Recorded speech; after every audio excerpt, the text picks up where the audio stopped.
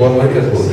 Invocando a proteção de Deus, declaramos aberta a presente sessão extraordinária. Convido a vereadora Caroline para ler o trecho da lista.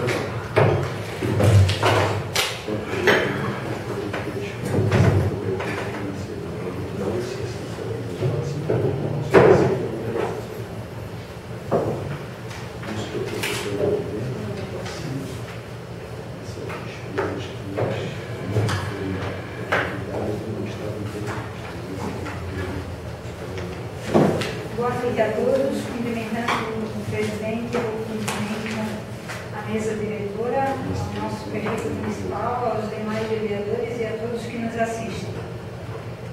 Então falou o Senhor a Moisés dizendo: fala aos filhos de Israel que lhe tragam uma oferta ao sábado.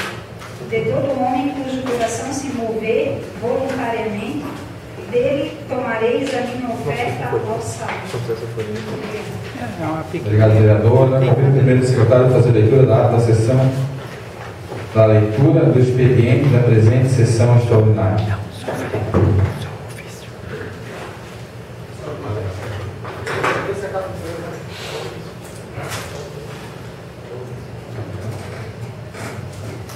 Boa noite ao nosso prefeito, ao nosso presidente, vice-presidente, demais vereadores aqui presentes e o pessoal que nos assiste nesta noite.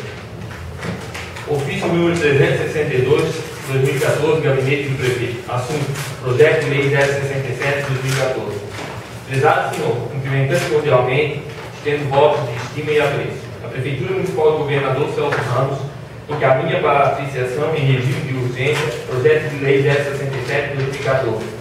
Projeto de lei versa sobre: autoriza o remanejamento de dotação orçamentária no orçamento do exercício 2014. Solicita-se neste especial sessão em caráter extraordinário. Era pedido a informar, colocamos à disposição e teremos votos de estima e apreço. Juliano Duarte Campos, prefeito municipal. Pedimos para essa noite, presidente. Obrigado, secretário.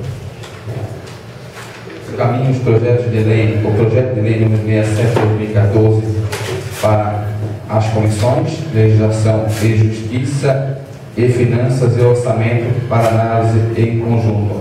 Suspendo a sessão por 1 hora.